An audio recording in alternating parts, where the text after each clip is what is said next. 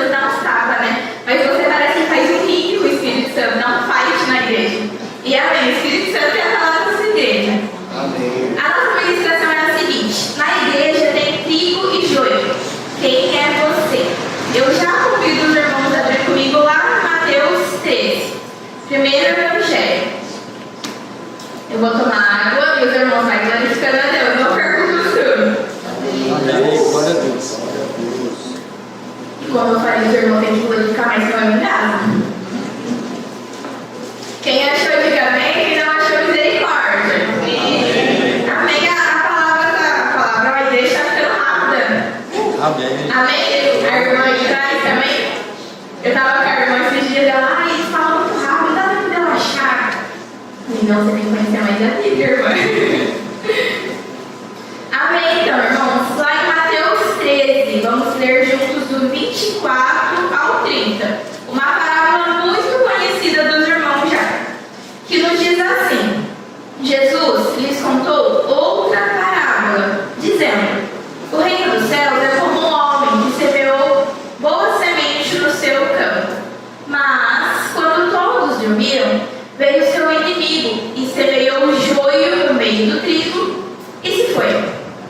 Quando o trigo brotou e formou espigas, o joio também apareceu. Os servos do campo dirigiam-se a ele e disseram: o senhor não semeou boa semente no seu campo? Então de onde veio o joio? Um inimigo fez isso, respondeu ele. E os servos lhe perguntaram: o senhor quer que a gente o arranque? E ele respondeu: não, porque ao arrancar o joio, vocês também poderiam arrancar o trigo. Deixem então que eles cresçam juntos até o dia da colheita. Então direi aos meus encarregados da colheita: juntem primeiro o joio, amarrem-o em feixes para ser queimado. Depois juntem o trigo e guardem no meu celeiro. Amém. Amém. A parábola do joio e do trigo é uma história que Jesus utilizou para ilustrar sobre a bondade do Senhor semeada no mundo e sobre a maldade implantada do inimigo em oposição a essa bondade do Senhor. A primeiro momento, quando a gente fala de joio e trigo, todos nós podemos pensar: eu sou joio, sem sombra de dúvida. O meu irmão do lado pode ser: eu sou trigo. O irmão do lado pode ser joio, mas eu sou trigo. Afinal, no meu checklist com o Senhor, eu estou positivo. Eu vou à igreja, eu frequento as células, eu sou dizimista. Sem sombra de dúvidas, eu ando com Jesus. Eu sou trigo. Mas sabe quem andava com Jesus e era joio? Judas. Hoje eu tenho uma pergunta que eu fiquei me perguntando e Deus falou pra mim. Eu falei: Senhor, nada a ver essa pergunta. Vou ter que explicar para os irmãos também. A pergunta é o seguinte: você conhece Jesus ou apenas sabe quem Ele é?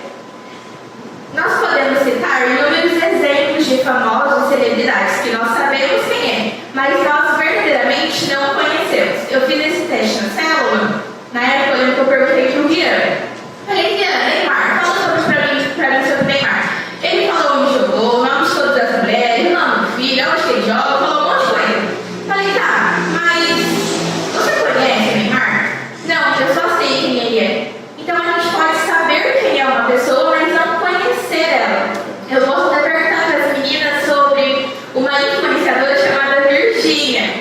Elas vão saber me falar o nome dos amigos, o nome do filho, do marido, do melhor amigo, até o último lançamento, o melhor e o pior perfume. Mas conhecem a Virgínia? Não. Hoje eu também posso perguntar para a igreja e o número de discípulos que Jesus tinha, os milagres que Jesus fez, até referência de versículos. Mas saber quem é Jesus não significa que você o conhece.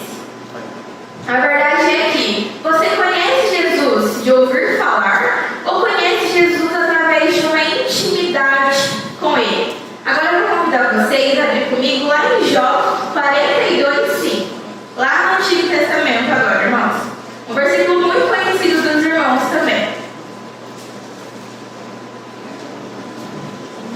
Como a Fernanda falou no bem-vindo, não basta só vir para a igreja, a gente precisa estar no culto ao Senhor, estar de coração aberto. Não, a gente é só um pedaço de carne aqui no meio da igreja, não é? Jó 42:5 diz assim: antes eu te conhecia só de ouvir falar, mas agora eu te vejo olhos. Amém. Irmãos, é muito bom a gente contar, né? Ler os milagres de Jesus, mas melhor ainda vivê-los em nossa própria vida. É muito bom também vocês escutarem de Jesus através do pastor, dos ministros, mas porque vocês não conhecerem Jesus intimamente. Outra vez eu pergunto, vocês sabem quem Jesus é? Ou vocês conhecem ele de um relacionamento íntimo, de um relacionamento profundo? A verdade é que o joio, ele acha que é trigo, porque ele se parece com o trigo. Então, como saber se eu sou o joio achando que eu sou o trigo? Então, vamos falar um pouquinho sobre isso. O que aprendemos com o trigo e o joio? Primeiro, eles crescem no mesmo campo. Agora voltem lá em Mateus. Vamos ficar só em Mateus agora, prometo.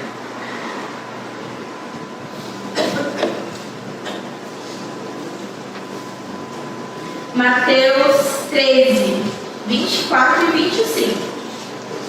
Que diz assim: o reino dos céus é semelhante a um homem que semeou boa semente no seu campo.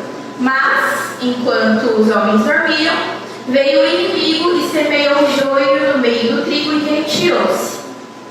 Nessa parábola, enquanto as sementes de trigo começaram a crescer, apareceu também o joio, que é uma espécie de erva daninha que se parece muito com o trigo. À primeira vista, o trigo e o joio, eles são indistinguíveis, são parecidos e até crescem no mesmo lugar. O joio, ele pode até se parecer com o trigo, mas ele não tem o mesmo valor que o trigo. Deus permite que ambos cresçam no mesmo espaço, a igreja. Isso nos mostra que a aparência não significa nada. O campo é o mundo e a igreja está inserida dentro do mundo. O inimigo, ele age de forma sutil em nossas vidas. E existem formas dele trabalhar. Primeiro, ele aproveita a sonolência para agir. Nessa parábola, eu fui analisando que o inimigo, ele semeou não quando eles estavam dispersos, mas quando eles estavam dormindo. Ou seja, o inimigo, ele age em nossas vidas quando nós estamos dormindo, quando nós não estamos despertos para as coisas do Senhor. A juventude teve um acampamento sobre despertar, né? E eu lembro que a Laura comentou que muitas vezes nós vivemos como sonâmbulos espirituais. Nós andamos, nós falamos, nós brincamos, temos comunhão, mas a verdade é que intimamente para as coisas do Senhor nós estamos dormindo. Por que normalmente a gente sempre tem assunto para falar sobre política, sobre futebol, mas quando é para o Senhor a gente nunca tem assunto? A verdade é que a gente precisa despertar, porque o inimigo, ele semeia a maldade dele enquanto nós estamos dormindo. Eu não coloquei no slide, mas em Efésios fala assim: desperta, ó tu que dormes. Em Romano também fala: chegou a hora de vocês despertarem do sono. Irmãos, eu acredito que Jesus está voltando e ele vai levar uma igreja desperta, não uma igreja dormindo. Amém? Nós precisamos ter um despertar espiritual. A falta de atenção do reino nos faz ser presa fácil para o inimigo. E seja alerta, desperte para as coisas do Senhor. Não durma na presença de Deus. Amém. Outra coisa, o inimigo também é muito discreto. O inimigo, ele não faz alarde, na verdade ele é muito sutil. Então não deixe brechas no seu casamento, não deixe brechas com o seu filho, não deixe brechas no seu serviço. O inimigo, ele precisa de um pequeno espacinho para entrar na sua vida. Então não deixe brechas na sua vida, principalmente na sua vida espiritual. O inimigo é um grande imitador das coisas de Deus. E ele semeia falsos cristãos em todo lugar, até na igreja. Então não deixe brechas. Esteja atento na sua vida espiritual. A real, você é trigo que alimenta ou você é um joio que confunde a si mesmo? Outra verdade que eu aprendo com o trigo e o joio é que o que diferencia os dois são os frutos. Agora lá em Mateus 7, no 16 ao 20.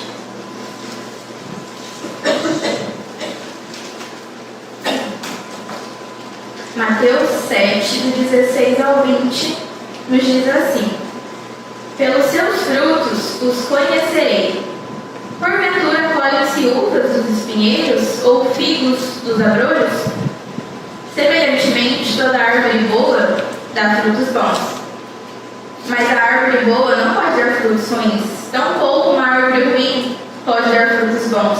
Toda árvore que não produz bons frutos é cortada e lançada no fogo. Assim, pelos frutos vocês os reconhecerão. Os frutos são as nossas ações, nossas palavras e os nossos comportamentos revelam quem nós verdadeiramente somos. Uma coisa interessante que eu estava pensando também é que frutos são diferentes de resultados. Maria, como assim? Resultados são conquistas pessoais, que eu consegui pela minha capacidade, que eu consegui pela minha inteligência ou pela minha força.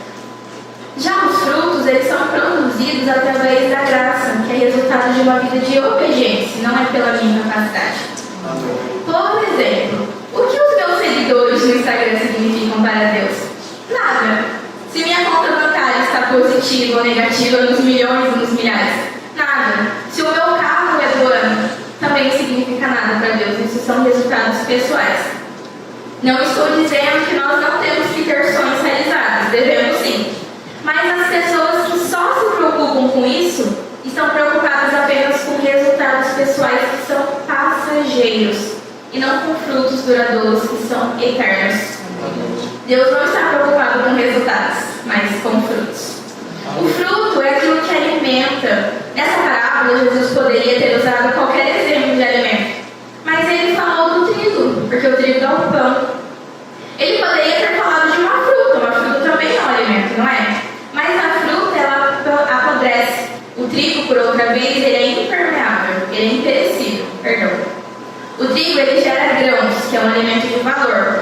O joio, ele cresce vazio, sem utilidade. Enquanto o trigo nutre, o joio atrapalha o crescimento ao seu redor. Você que não produz frutos, você não é um VIP, mas você é um flutuante dentro da igreja. O trigo produz frutos que alimentam as pessoas. O joio não produz nada. Ele é inútil e, se ingerido, ele pode ser como um veneno.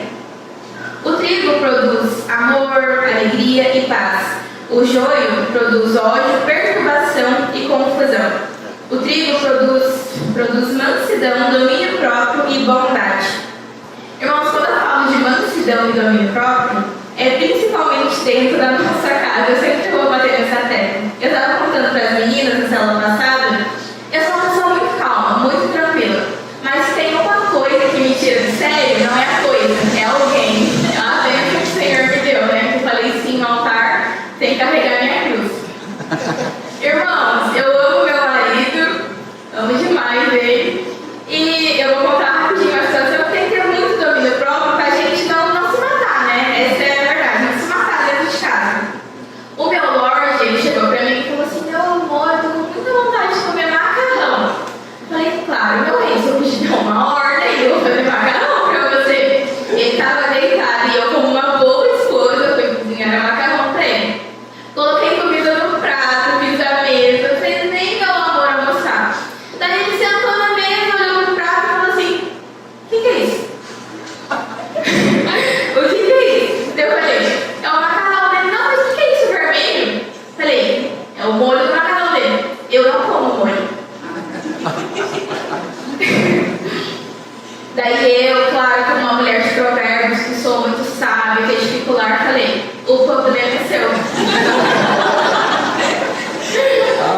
E ele também, como um homem muito sábio que é, olhou pra mim e falou: a minha mãe fazia sem molho pra mim. E eu também, como uma mulher muito sábia que sou, eu falei: então volta pra casa. Irmãos, brincadeiras à parte, mas nós temos que ter paciência, né? Às vezes alguns irmãos me perguntam: por que você não tem filho ainda? Eu falei, porque eu tô terminando de criar o filho da minha sogra. A gente tá com a parte da introdução alimentar ainda. Então estamos evoluindo, irmãos, estamos evoluindo. Mas o que eu quero falar é que a gente precisa ter muita mansidão, paciência e domínio próprio com as pessoas de casa, com os nossos filhos, com o nosso marido, com a nossa bênção do Senhor, não é? Afinal, a casa é o nosso principal ministério, não é mesmo? Então a nossa casa precisa ser um lugar de paz, um lugar onde a glória do Senhor se manifesta. Irmãos, não sou eu que sou chata. A gente foi comer também hoje, né? A gente comeu aquela cebola que é empanada. Ele comeu um monte. Quando ele viu que era a cebola dele, eu não acredito que é cebola, eu acho que eu tô passando mal. Irmãos, tem que ter muita paciência. Eu acho que eu pedi pra Deus paciência e me fez casar. Então, a gente tem que ter muita paciência com as pessoas de casa, com os nossos filhos, com o nosso marido. marido, o pessoal que vai casar tem que ter mais paciência para aguentar, se preparar psicologicamente. Mas, irmãos, a gente precisa ter paciência com a nossa família. Às vezes a gente vem na igreja, vem na célula, conversa com o pastor, mas em casa é um campo de batalha. Às vezes vocês não têm vontade de voltar para o lar, que lá é só briga, e não precisa ser assim. Na verdade, sua casa é o seu principal ministério. Tem que ser um lugar que você sente prazer de estar, prazer de voltar. Então, o trigo produz mansidão, domínio próprio e bondade. O joio também produz fofoca, calúnia, rixas e desgraça na vida alheia. Agora, eu falei que não ia sair de Mateus, mas vamos sair. Vamos lá para Provérbios agora, irmãos. Provérbios 6. Esse versículo eu achei muito interessante. Nós sabemos que o Senhor odeia pecado. Mas existe uma coisa na Bíblia que fala que o Senhor abomina com a sua alma, que Ele odeia, que Ele detesta. A gente vai ver juntos o que quer. Eu saí com uma amiga e ela falou uma coisa muito interessante, que pessoas interessantes falam sobre coisas, pessoas desinteressantes falam sobre pessoas. Já saiu com uma amiga, com um casal, com outra familiar, que se vocês não falarem da vida de outra pessoa, vocês não têm assunto? Parece que são pessoas tão vazias que não conseguem compartilhar sonhos, objetivos.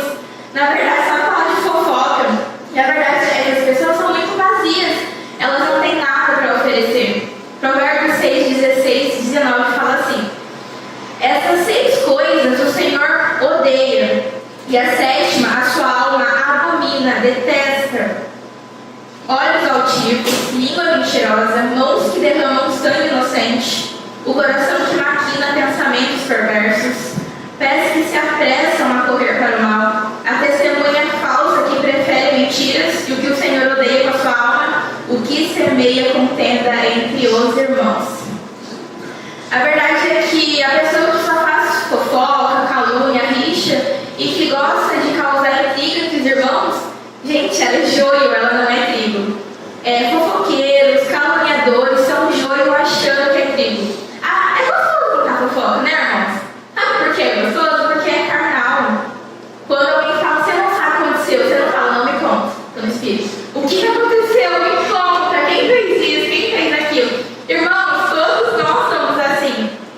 Mas em nome de Jesus, a fofoca morre em você. E se você for maduro o suficiente espiritual, que você nem escute a fofoca, na verdade, né? O pastor fala tanto de lachão, hará, mas, gente, isso é um pecado sério que a gente está normalizando, está virando um pecado de estimação na igreja. Onde já se viu o irmão falar mal do irmão, falar mal de pastor, falar mal de líder? Irmão, isso não pode existir no meio da igreja. Que a gente não deixe essa brecha com o inimigo também. Que a gente se resolva, que a gente saiba conversar, saiba falar que machucou, que magoou, saiba pedir perdão também. Né? Quem pede perdão primeiro não é quem está errado, é quem entendeu o Evangelho. É verdade. Então, fofoqueiros, caluniadores são joio achando que é trigo. E para você que gosta de fofocar, que você seja uma pessoa mais interessante, né? Que você se enche de mais coisas, que você seja uma pessoa mais culta, que você consiga falar não só sobre pessoas, mas sobre tudo. O trigo também, ele produz frutos do Espírito, e o joio apenas obras da carne. No tempo de colheita, a diferença é clara. O trigo, ele se curva com o peso do fruto, enquanto o joio permanece ereto, se mostrando vazio e sem valor. O trigo, ele é maleável, ele se curva com facilidade. Já o joio é muito rígido e não se curva nunca. Ser um cristão maleável é saber se curvar com facilidade. Saber ser disciplinado e reorientado. Quem é que gosta de receber puxão de orelha do pastor? Eu não gosto. Mas para a gente ser trigo maleável, nós precisamos aprender a ser reorientados. Afinal, senão não ia precisar existir pastor e líderes, se não precisássemos ser disciplinados. É saber e reconhecer que você errou. E não tem problemas em voltar atrás e pedir desculpas. Quem pede perdão primeiro nem sempre é quem está errado, sim quem entende o Evangelho. Já os cristãos que são duros e nunca se curvam para nada, não sabem ser disciplinados, eles preferem perder a comunhão a ter que pedir desculpas, alimentam o orgulho ao invés da humildade, que não seguem o conselho dos do pastor e dos líderes. Eles nunca foram cristãos verdadeiramente, sim joio, achando que é trigo. Então, que a gente possa ser mais maleável. O nosso orgulho é grande, né? Mas que a humildade de Cristo se sobressai sobre o nosso orgulho, irmãos. Você está produzindo frutos que glorificam a Deus? Ou você apenas adotou um personagem espiritual? O Senhor não busca aparência, mas Ele busca frutos genuínos. Como se colhe o fruto do trigo? Eu fiquei perguntando isso também. O trigo ele é quebrado ao meio para dar as sementes. Os seus frutos eles só aparecem quando você também é quebrado ao meio. É muito fácil louvar a Deus quando tudo vai bem, não é? Mas na hora da adversidade, sabemos quem são os verdadeiros filhos. Aqueles que permanecem, aqueles que mesmo em meio à dor, continuam dando frutos. Amém, irmãos? O que aprendemos também com o trigo e com o joio? Terceiro, o joio engana a si mesmo. Vocês estão em Mateus já agora, vamos lá por 13:40.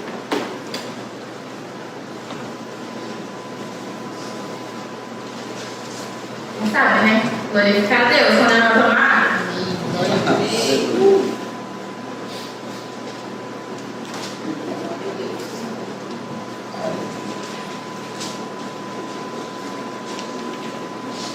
Terceiro, o joio engana a si mesmo. Mateus 13:40 nos diz assim: assim como o joio é colhido e queimado no fogo, assim será na consumação deste mundo. Nós devemos tomar muito cuidado, pois o joio ele cria sua própria religião, uma falsa religiosidade. Uma pessoa que participa de todas as atividades da igreja, encontro, célula, mas de coração está distante de Deus, é como o joio, até parece trigo, mas ele não tem uma essência espiritual. Você ama a Deus ou você apenas trabalha para Ele? Confusa essa pergunta, né? É que às vezes nós entramos no piloto automático para servir a Deus. Já não é mais um prazer, e sim uma obrigação. Nossa, que saco, eu tenho que tocar no louvor. Irmãos, quando a sua rotina já começa a ficar assim com as coisas do Senhor, o seu coração já está muito distante de Deus. E Deus não quer que a gente entre num piloto automático, né? Não precisa ser um sacrifício servir, mas tem que ser um prazer. Senão, do que adianta a gente trabalhar para Deus, mas nosso coração estar longe de Deus? Eu posso vir na igreja de domingo a domingo, mas se meu coração está distante de Deus, do que adianta eu servir na igreja? Agora, lá no Apocalipse, irmão, o último livro da Bíblia. Esse é fácil também. Apocalipse 2, do 2 ao 4.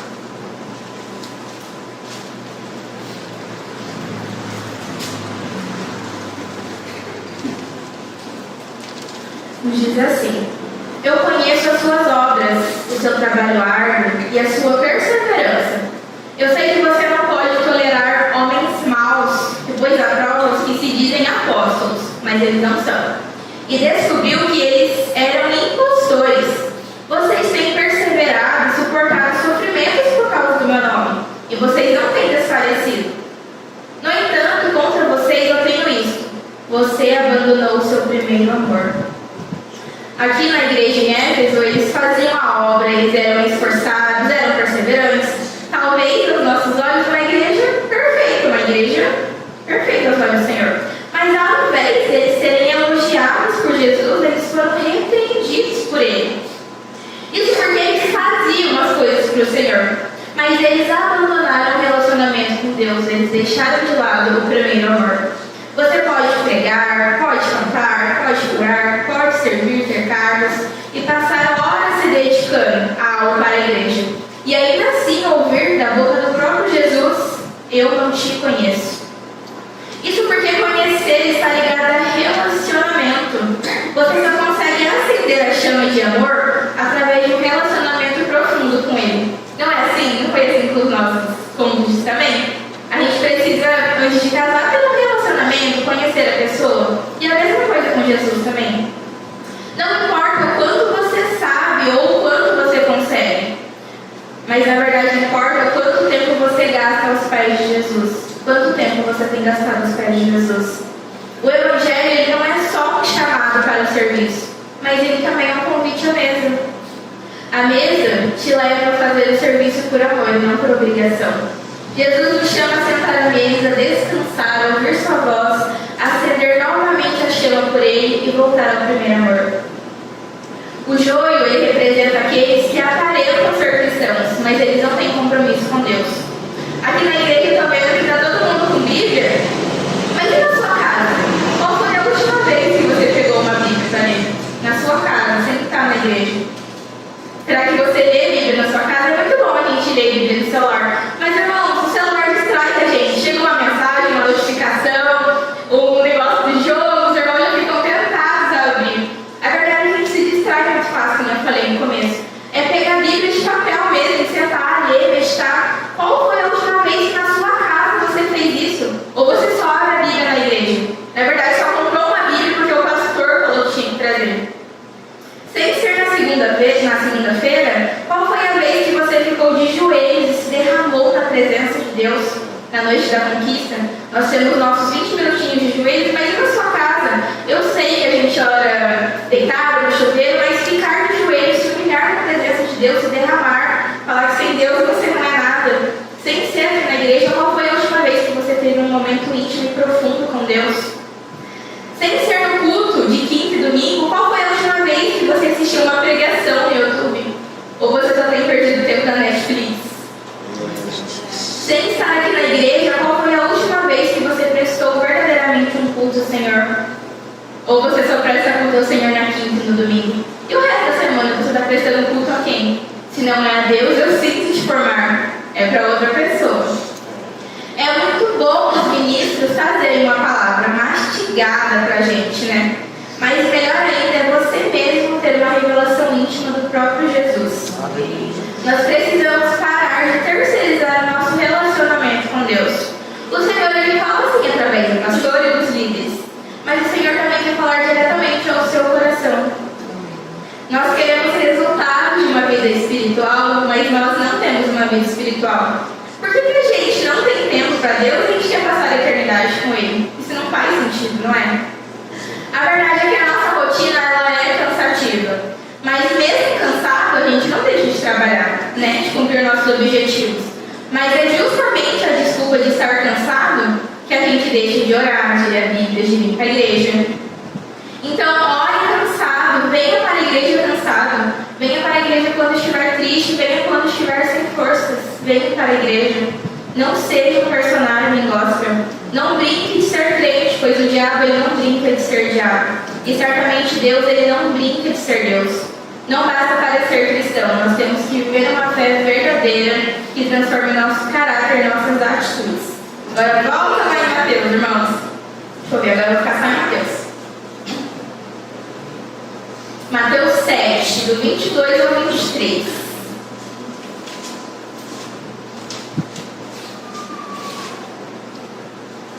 E nos diz assim, muito conhecido dos irmãos já. Muitos me dirão naquele dia, Senhor, Senhor, nós não profetizamos em teu nome, em teu nome nós não expulsamos demônios, não realizamos muitos milagres? Então eu lhes direi claramente, nunca os conheci. Afastem-se de mim, vocês que praticam o mal. O joio ele pode até enganar o homem, pode enganar o pastor, o líder, mas o joio nunca vai enganar a Deus. Não brinque de ser cristão, não viva no piloto automático. Irmãos, em nome de Jesus, a gente precisa ir mais fundo com o Senhor. A gente precisa estar melhor do que ano passado. Será que eu sou a mesma Maria do ano passado? Eu estou estagnada, eu estou estacionada, nós precisamos ir além, precisamos ir mais fundo com o Senhor. Agora lá em Mateus 15, Mateus 15, 8, muito conhecido dos irmãos também.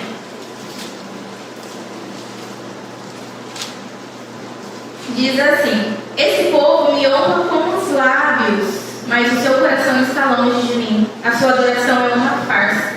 Que nem eu falei, às vezes a gente usa a desculpa de estar cansado. Irmãos, é engraçado que todo mundo está cansado, né? Na célula, a Bianca estava meio assim, o que aconteceu, Bianca? Estou cansada. Está cansada do quê, menina? Ai, estou na escola, estou cansada. Aí depois diz, menina, eu estou cansada. Está cansada do quê? Você não fez nada.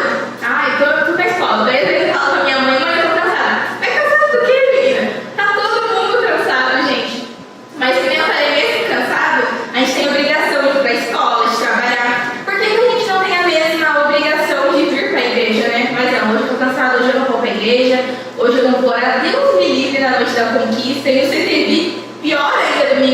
no dia de dormir. Irmãos, a verdade é que você também não vem ser feliz, você é joio, tá? Você não é trigo. Amém. Então, em nome de Jesus, precisamos ser trigo. O Senhor está chamando a gente para vir para perto. Aleluia. Volte ao primeiro amor. Lembre onde você parou com Jesus. Volte a ler a Bíblia. Vem todas as coisas da igreja. Se entregue de coração. Sirva com amor. Em nome de Jesus. O que aprendemos com Cristo? Que haverá uma separação final. Mateus 13 agora, irmãos. 13 e 30.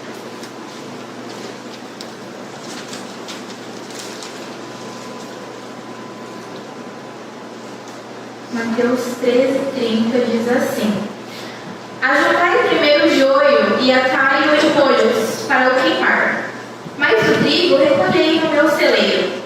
No tempo da colheita, o agricultor separa as plantas úteis das inúteis.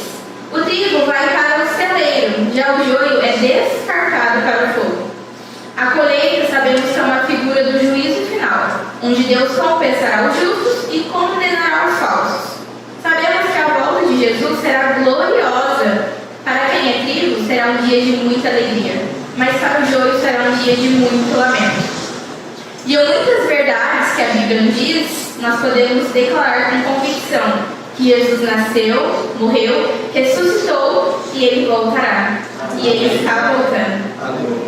Agora Mateus 24, 42 ao 44. Tudo em Mateus. Hoje eu facilitei para os irmãos.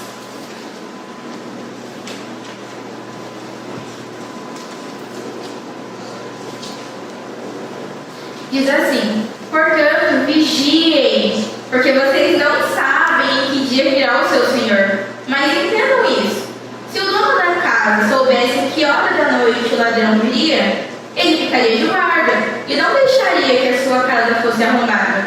Assim vocês também precisam estar preparados, porque o Filho do Homem virá numa hora em que vocês menos esperam. Esse versículo diz para vocês vigiarem caso Jesus vir. Fala para vocês vigiarem porque Ele virá. Então temos uma certeza: Jesus virá. O fogo simboliza a condenação eterna para aqueles que rejeitaram a palavra de Deus. Não importa quanto tempo o joio passe no campo, ele será sempre descartado no final. Em nome de Jesus. Irmãos, eu li a minha ministração, eu estou muito em falta do Senhor. E a verdade é que eu sempre preciso aprender mais, eu preciso me consagrar mais, eu preciso orar mais, eu preciso jejuar mais. A gente está sempre em falta com o Senhor. Então ore mais, se consagre mais, seja trigo, não seja joio, achando que é trigo, não se confunda. Em nome de Jesus.